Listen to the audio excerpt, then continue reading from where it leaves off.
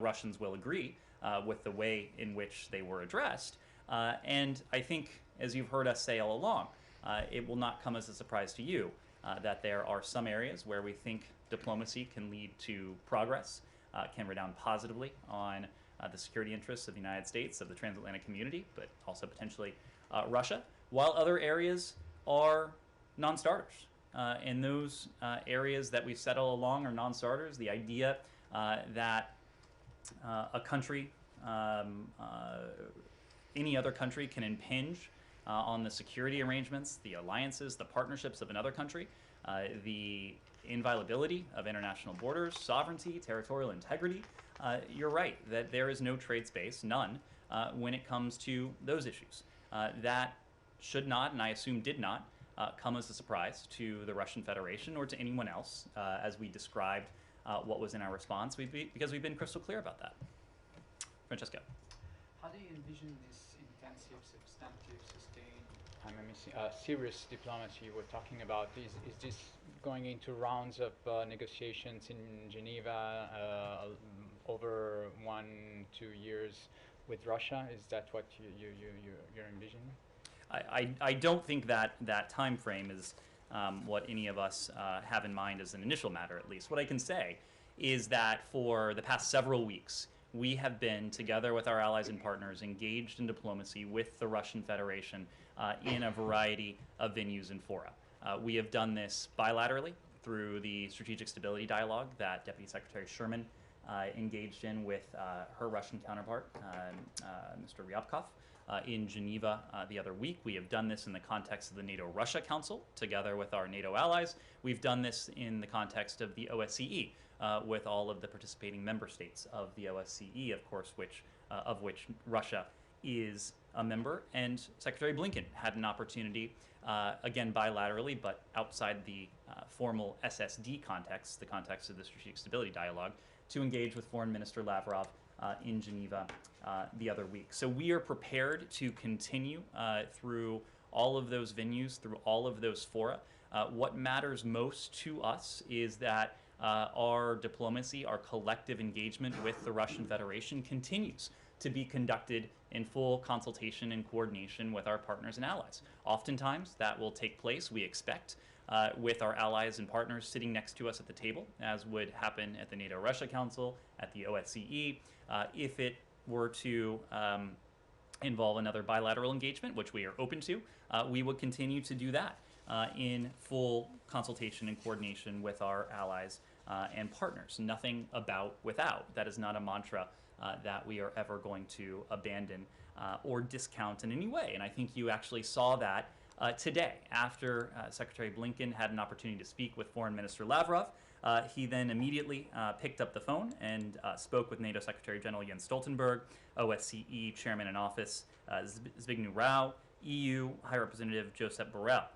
The Secretary thought it was important to engage them immediately on his discussion with Foreign Minister Lavrov. They had an opportunity to discuss that engagement. They also had an opportunity to discuss our approach to the Russian Federation going forward, both in terms of diplomacy and dialogue, which remains our preferred course, but the alternative course that we are continuing to pursue, the course of defense and deterrence. Are you in any way more confident today after hearing from Foreign Minister Lavrov, after hearing President Putin at his press conference, that an aggression against Ukraine can be avoided by diplomacy? I'd make a couple points. One, this is not about optimism. This is not about pessimism.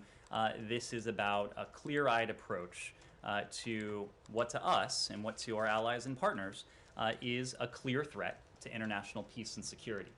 So these emotions, these orientations, one way or another, to us, it is about the stakes of this, and the stakes for us are very clear. Number two, again, we are just not going to be in the business of parsing, certainly not publicly, statements we hear from senior Russian officials, because we understand again today that we'll be in receipt of a formal response that has been approved by President Putin that presumably will detail precisely and in specific language where the Russian Federation stands. Andrea. Thank you, Ned. Is there, speaking of time frames, is there a time frame beyond which, if you don't see any signs of de-escalation, there could be a number of steps. There's pressure from the Senate, in fact, for sanctions before any kind of kinetic action. Could the U.S., is there some limit to how long you can have 130,000 plus troops and other military equipment, missiles in Belarus? And Well, if I may just say something also on a point of personal privilege, I don't know what else has been said in this room, but I just want to say that a remark on the passing of a real pioneer, one of your predecessors, Phyllis Oakley, who was just such, I don't know, such an inspiration to women in this building and to the reporters who cover this building because of the written and, most importantly, the unwritten rules of gender discrimination in the Foreign Service. And she really persevered and broke through, so she was a great standard bearer. Among other titles, she was an Assistant Secretary of State. She was also a Deputy Spokesperson and spent some time speaking to your predecessors as well.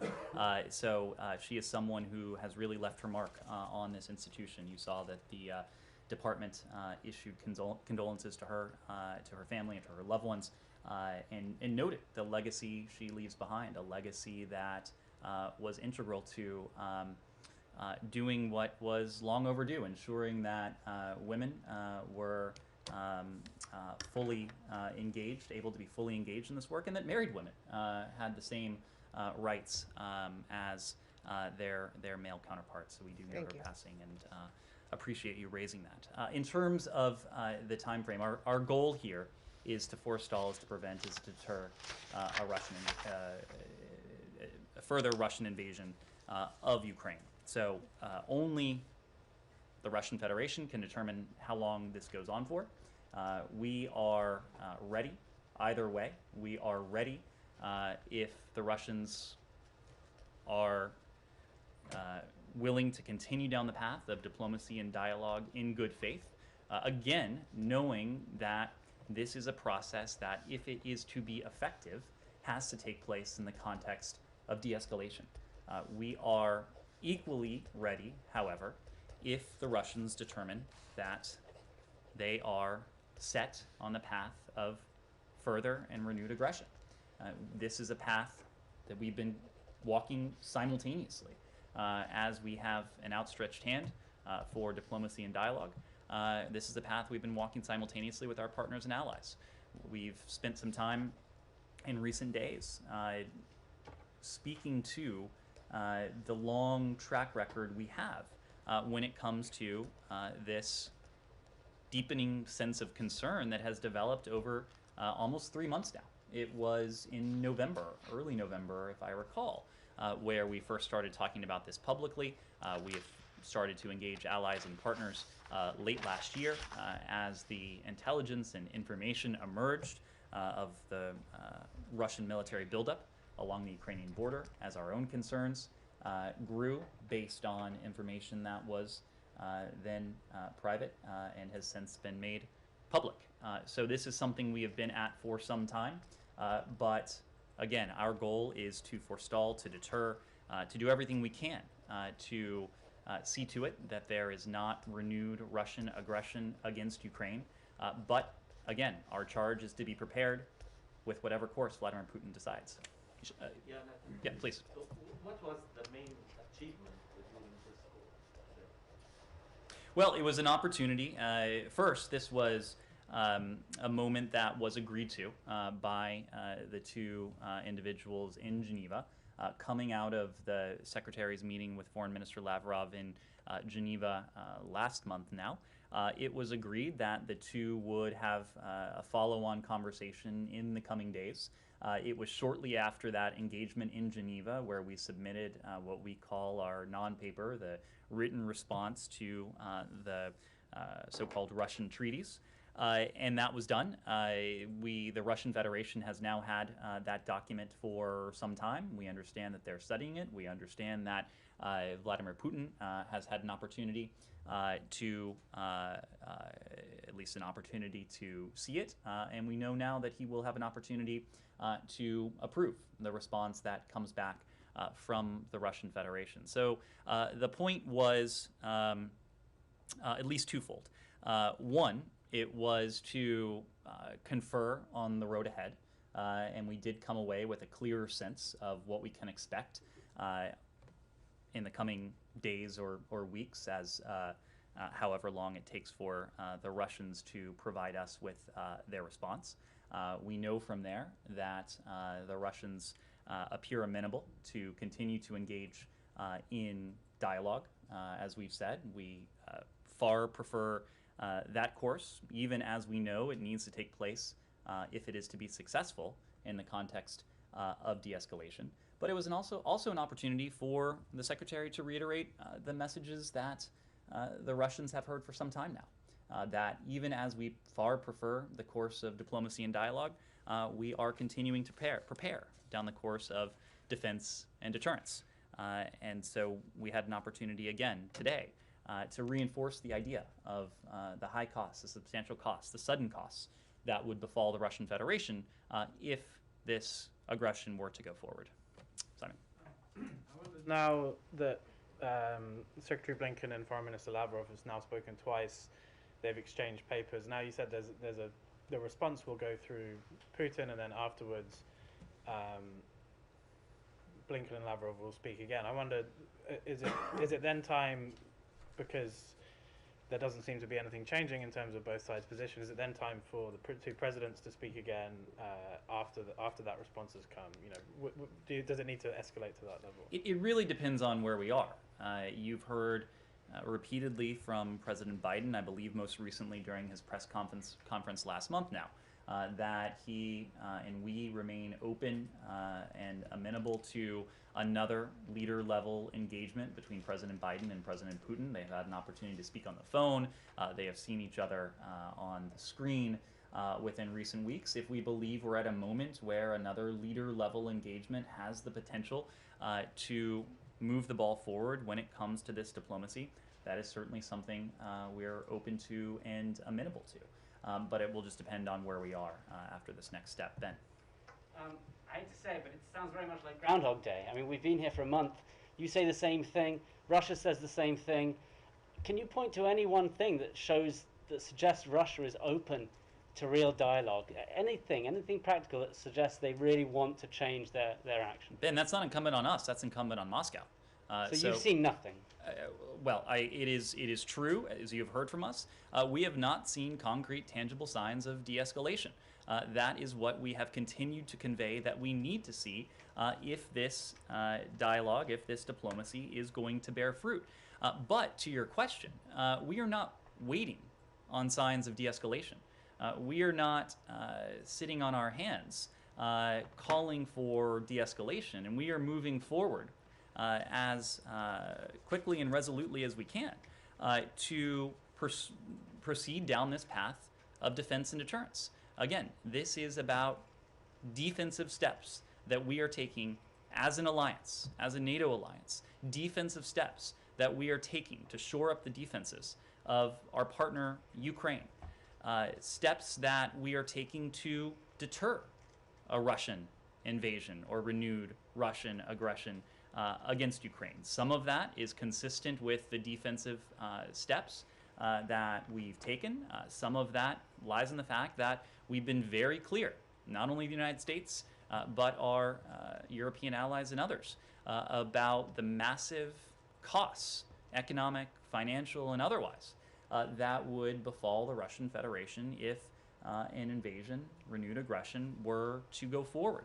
You've already seen manifestations of those costs even in advance of the imposition of any new sanctions or authorities on the Russian Federation. We've talked about this before, but the Russian stock market has declined significantly. The value of the ruble has declined significantly. Market participants are growing increasingly pessimistic about the implications of the sanctions and the economic measures that we've talked about. were they to go forward. So that, I think, is just a preview of what would transpire were these measures to be fully put into place. So, to recap, that is a question that is best addressed to Moscow. It's incumbent on Moscow to de-escalate. We are not waiting for de-escalation. We are open and prepared to engage, continue to engage in diplomacy, but we are also moving ahead swiftly down the path of defense and deterrence. And just there was some confusion about the letter that was received yesterday. A few senior administration officials appeared to say that was the letter from Russia they were expecting. It was reported, and does that suggest that you don't know what's coming in that letter? That well could have been the letter when you first saw it? Why the confusion? No, there was never an intention to suggest that was the formal response from the Russian Federation. What one of your colleagues reported and what you heard from senior State Department officials yesterday is that we received a follow-up from the Russian Federation. I will leave it to Foreign Minister Lavrov and the Russians to characterize what exactly they intended by that, but Foreign Minister Lavrov spoke to this missive publicly over the weekend, and we understand again today that we'll be receiving a formal response from the Russian Federation once it has been approved by President Putin. Yes? Can I warn you, though, that in Ben's first question, since tomorrow literally is Groundhog Day, you should expect the same question again. I may have a similar answer. Yes, And please. in which case it would just be It would be in keeping prove with the prophecy true. Yes, please. Martin TV and Discovery from Yes, Poland. yes. Andrea mentioned sanctions, and as diplomacy seems to be going nowhere now, isn't it high time to start strengthening the eastern flank of NATO? And you mentioned Polish Foreign Minister Zbigniew Rau a moment ago. He is coming here tomorrow, and he will be talking about that. And he's also meeting with Secretary Blinken later this week. So could you preview those talks with the secretary, between the minister and the secretary? So to your first question, isn't it time to strengthen the eastern flank of NATO? The answer is unambiguously yes. We have been talking about that for weeks now. And in fact, we have taken concrete steps, some of which have been announced by the Department of Defense, to place thousands of troops, U.S. service members, at a heightened state of readiness should they be called into service by the North Atlantic Council. We have worked concertedly with our NATO allies, including our allies on the eastern flank, to work with them to prepare for the eventuality, possibility, of further Russian aggression. We will continue to take steps to reassure, to reinforce defensive steps NATO's eastern flank, because we agree it is important. When it comes to the Polish foreign minister, as you noted, as I noted earlier, the secretary had an opportunity to speak both with him, with the EU High Representative Josep Borrell, and the NATO Secretary General today. We will continue to engage with our Polish allies, both in the context of the OSCE, and the engagement today was in the foreign minister's role as the chairman in office of the OSCE, but also as a valued and important NATO ally.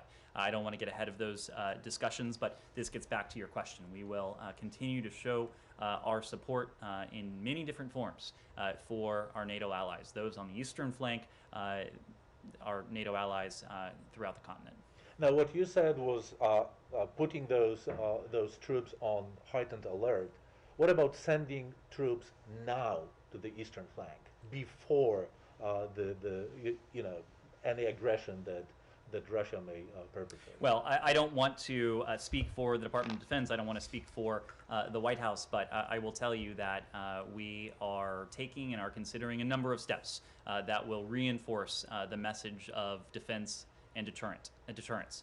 Some of that is with regard to the unprecedented levels of defensive security assistance that we provided to our Ukrainian partners. Some of that is in the authorization, the expedited authorization that we provided to our NATO allies, including our Baltic allies, to provide U.S. origin equipment to Ukraine. But again, we are taking steps in the vein of defense and deterrence, working closely with our allies on the eastern flank to reassure and to reinforce their own defenses. Yes? In terms of NATO and U.S.-European unity, do you find that Viktor Orban visit to Moscow and press conference with Putin is helpful in any way? Well, look, we know that a number of our counterparts around the world have engaged with the Russian Federation, some with Foreign Minister Lavrov, some with President Putin directly. We have consistently said that we support dialogue, we support diplomacy that is conducted as we have in full coordination and consultation with the alliance. That has been the North Star of our engagement with the Russians when our allies are not sitting next to us physically at the table. Nothing about Europe without Europe, nothing about Ukraine without Ukraine. So any dialogue, any diplomacy that is conducted in a similar vein is something that we would support, especially if it's something that has the potential to produce tangible signs of de-escalation. Was it the case for the Hungarian Prime Minister? I will leave it to our Hungarian allies to characterize their engagement with the Russian Federation. Courtney. Thanks. Just another follow-up on Andrea's question earlier. I mean, about the deadline for de-escalation, rather. I mean, you've referred to economic and other penalties in the event of further and renewed aggression. But does that mean that the status quo can endure indefinitely as you continue hoping for a diplomatic breakthrough? I don't think anyone wants to see the status quo endure indefinitely. And I say that because this massive Russian buildup along the border with Ukraine, the dispatch of troops into what should be sovereign, independent territory of Belarus, all of this heightens tensions. All of this increases the possibility of, whether by accident, whether by miscalculation, whether by the fabrication of pretext, that this buildup gives way to conflict. That is certainly not something we want to see happen. So no one is happy about the current situation. No one wants to see this buildup remain as it is for any longer than is necessary. That's why we've continued to call for de-escalation and why we have continued to call for tangible signs of de-escalation. Let me move back to Peter. Yeah, I wanted to actually to follow up on that same point. I mean, because all of this seems to put the US in a very kind of reactive position where there's a risk of State Department priorities being set by Vladimir Putin. Is there a point at which this diplomatic process, taking up so much of the secretary's time, so much of other senior officials' time, and ultimately surely detracting from efforts to pivot to Asia and focus on competition with China, is there a point at which this just needs to end? We're a large country. We're a large department. Not to use once more an overused metaphor, but we can walk and chew gum at the same time. In recent days alone, you've seen the president, you've seen the secretary engage with the Emir of Qatar. You're seeing him today with his Cypriot counterpart. You're seeing us engage on any number of challenges and opportunities in the region. So it is not the case that even as we are intently focused on a challenge, even something we might call a crisis like this, that it crowds out our ability to focus on the other challenges, the other opportunities that faces the United States. So there's no time limit? Again, we do not want to see this escalation of tensions last any longer than is necessary. We are calling for immediate de-escalation. That is what we want to see happen. Yes? Were you able to achieve an agreement with Qatar regarding providing Europe with gas in case of a crisis? This is something, when we talk about the contingency planning that we do, not necessarily in the vein of defense and deterrence, but in the vein of prudent planning that we've discussed with a number of energy-producing countries around the world. We know that the strength, we know that the severity, we know that the suddenness of the measures that we are prepared to put in place on the Russian Federation could have impacts well beyond Russia, including in terms of energy supplies. And so that's why we have had regular, frequent, substantive conversations with countries around the world on how we might mitigate some of those impacts, and we certainly believe we'll be in a position to do so. Amnesty came out with this report accusing Israel of imposing apartheid on the Palestinians with policies of segregation, dispossession, and exclusion that amount to crimes against humanity. What's the U.S. government's response to that? Do you agree with the conclusions of this report, and do you share those concerns about the situation there in Israel? Well, Simon, you know that as a general matter, we don't offer public comprehensive evaluations of reports by outside groups. We have our own rigorous standards and processes for making determinations on potential human rights abuses, for documenting what we see take place around the world, including on an annual basis in the Human Rights Report. What I will say, however, is that we reject the view that Israel's actions constitute apartheid. The department's own reports have never used such terminology. We are committed to promoting respect for human rights in Israel and the West Bank and the Gaza Strip. We have an enduring partnership with Israel, and we discuss a wide range of issues with our Israeli counterparts, including those related to human rights. We support the efforts of the Israeli government, of the Palestinian Authority, alongside human rights activists, to ensure accountability for human rights violations and abuses. And we continue to emphasize to Israel and to the Palestinian Authority the need to refrain, as you've heard us say repeatedly, from unilateral actions that exacerbate tensions. This includes the annexation of territory, settlement activity, demolitions, incitement of violence, and the providing of compensations for individuals imprisoned for acts of terrorism. We take all allegations of human rights abuses seriously. That is true around the world, including allegations of arbitrary detention, and we continue around the world to urge respect for human rights. Do you think it comes from a place of anti-Semitism to make those accusations? That's what Israel's response to Amnesty has been. We have had an opportunity to speak about this with our Israeli counterparts. They have conveyed their objections to the report. As we've noted, we don't offer our own public comprehensive evaluations of reports, but we certainly reject the label that has been attached to this.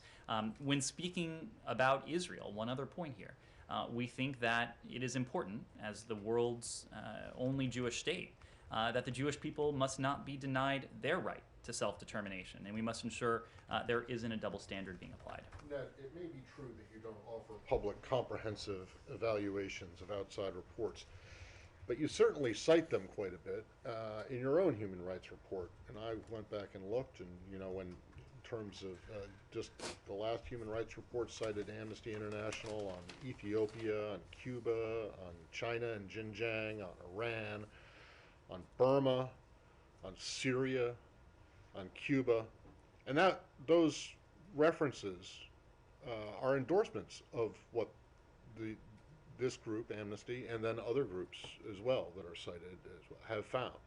Why is it that, without taking a stand or making a judgment about the findings of this particular report, why is it that all criticism of Israel but from these groups is almost always rejected by the U.S. and yet accepted, welcomed, and endorsed when it comes out when the criticism is of other countries, notably countries with which you have significant policy differences? Matt, I would make a couple points. Number one, when we include a footnote in something like these are footnotes, Ned. These are when we cite, yes. Which it's a game of semantics, I suppose, but whether you call it a citation or a footnote. Well, when it says in the report, Amnesty International found this X in Xinjiang with the Uyghurs, and we determine that we think that it's a genocide, and you guys come out and cite that and say, well, we also agree that it's a genocide. That is a far cry, Matt, from saying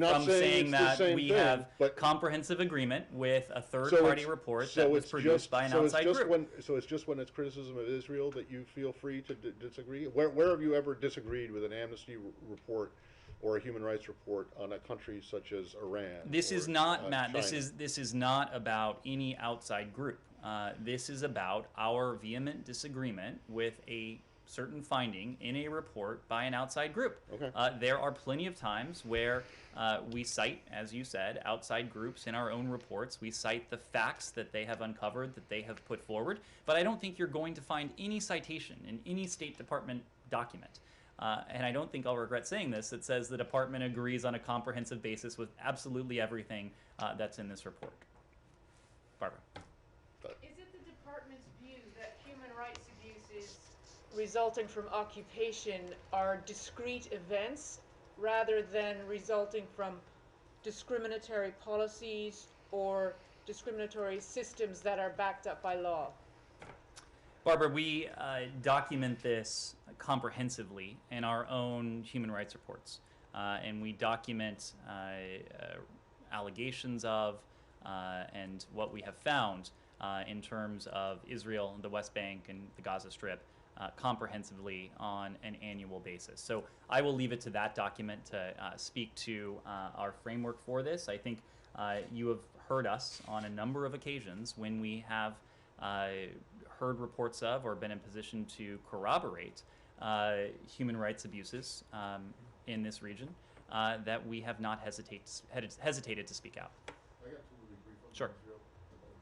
One is you may have seen that the Israeli military today said it was censuring or reprimanding several soldiers for their role in the death of or leading to the death of a Palestinian American. I've been asking for a couple of days now about whether you're satisfied with your request for clarification.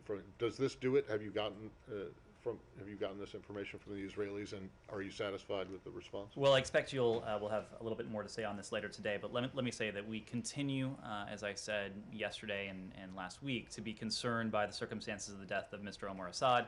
He, of course, was a U.S. citizen who was found dead on January 12th after Israeli soldiers detained him in the West Bank. We do note the public statement on the report of the IDF, the Israeli Defense Forces, commander's investigation into the case and its findings, including the determination that, quote, the incident showed a clear lapse of moral judgment and a failure to, quote, protect the sanctity of any human life.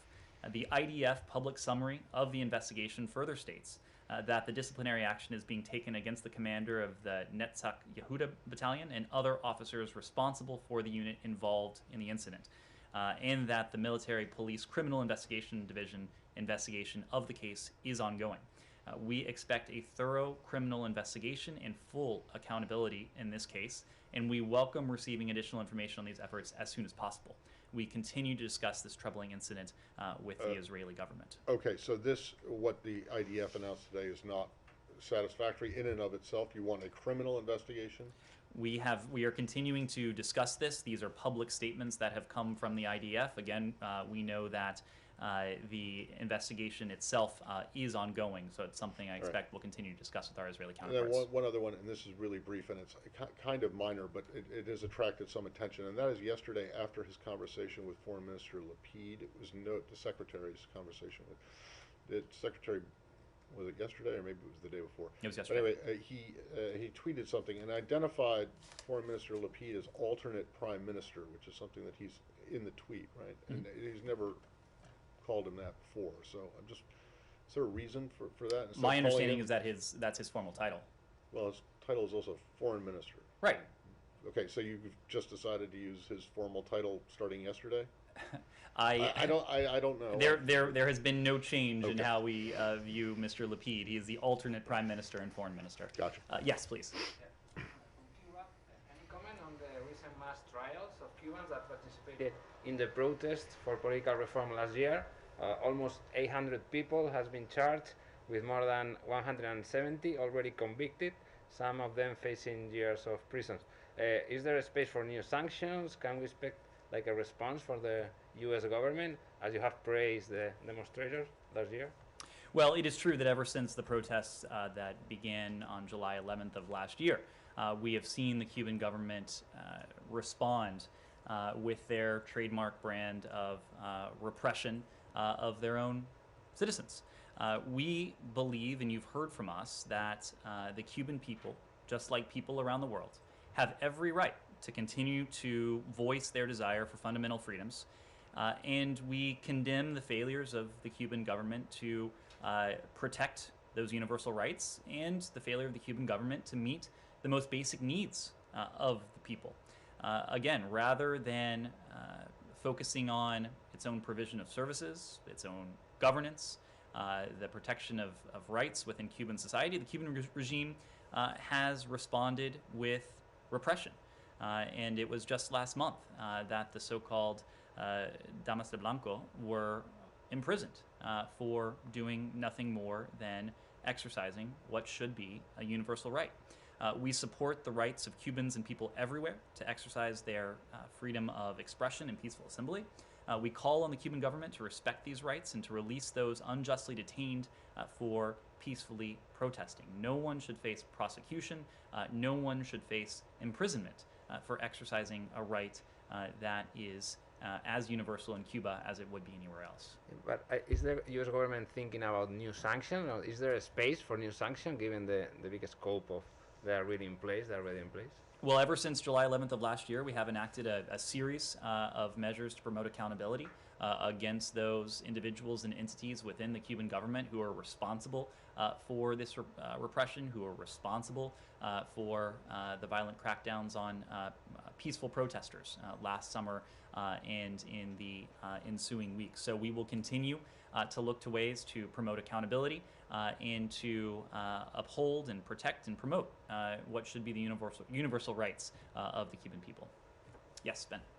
Yesterday, the New York Times sued the State Department over some freedom of information requests that the State Department has not been responding to. These are in relation to Romanian embassy emails sent between 2015 and 2019 that mention a number of international business people, including the president's son, Hunter Biden. Do you have any comment on that? Why is it taking so long to release these emails? I don't have a comment on pending litigation. As you know, Ben, when it comes to FOIA requests, we process these as expeditiously as we can. We are committed to, and we always do, follow the law when it comes to that. But administration, the family members of administration officials should not be able to reach out to the State Department for their own personal business dealings, correct? Ben, I don't know to what you're referring specifically, The but content of these emails suggests that you have heard from Secretary Blinken that this department is committed to exercising and wielding the highest standards of conduct in office. The only thing that undergirds our decisions and decision making is the national interest. Yes. Two questions. Yesterday at the UN Security Council, India abstained from the vote on whether to pursue the discussion. Russian officials have thanked India for this abstention. Were you disappointed? Again, I think what we saw in the Security Council yesterday were countries from around the world voicing their concern with this Russian military buildup that has needlessly provoked a crisis, an international threat to peace and security, the very reason the UN Security Council took this matter up in the first place. And you heard from a variety of countries that the international community is firmly behind the path of diplomacy and dialogue. That's what we heard coming out loud and clear of the UN session yesterday. Sure. One, have you guys yet decided whether or not what happened in Burkina Faso is a coup? And the reason I'm asking this again today is because the Millennium Challenge Corporation says that it has suspended, it's more than 400 million, but I think it might be 450 million. Mm-hmm. But anyway, they've suspended a big chunk of their program to Burkina Faso. So has the State Department made a determination on this? So we are evaluating the impact of what we've seen transpire in Burkina Faso in recent days on our engagement with the country. It's too soon for us to get into specifics in great detail, but we've called for restraint by all actors as we carefully review the events on the ground for potential impact on our assistance. What I can say now is that we have paused most assistance for the government of Burkina Faso as we continue to monitor the situation. Well, can you be a little bit more specific about that? I can't. When you say most, what does that mean? Most means most. It means the majority. I can come up with other synonyms, but no, I'm not looking for a synonym for most. I'm looking for like a number. And what exactly is it? I'm just not in a position to. FMF? I'm not in a position to do that today, but we're continuing to evaluate what's transpired and the appropriate impact on our assistance. So do you have less high standards or stringent standards than the Millennium Challenge Corporation does? We have our own standards, and we have a standard. Well, your standard is set by law, actually, so it's not really your standard; it's Congress's standard, right? It is. You are not incorrect, but yes, it is a standard that we hew to. And so that standard has not yet been met. Matt, it is a standard against which we are evaluating what has transpired. So when we're if we are in a position to offer an evaluation against the standard, we will let you know. And then, do you know, you've seen probably reports about what's happening in Guinea-Bissau? Yes. Do you have anything to say about that? We're monitoring those reports closely. They just began to emerge several hours ago, so we are continuing to watch closely. Yes. To remain in the region, what do you make of the huge differences appearing every day between Mali, the government, the junta in Mali, and France and Europe? And do you fear this could be a real blow to the counter-terrorism operations in the region, in the Sahel? Well, as you know, our French allies are indispensable partners in the counterterrorism effort, whether it is in the region or beyond, but certainly in the region. When it comes to what we have seen transpired between the government of Mali and our French allies, I would refer to them for any comment. Thank you all very much.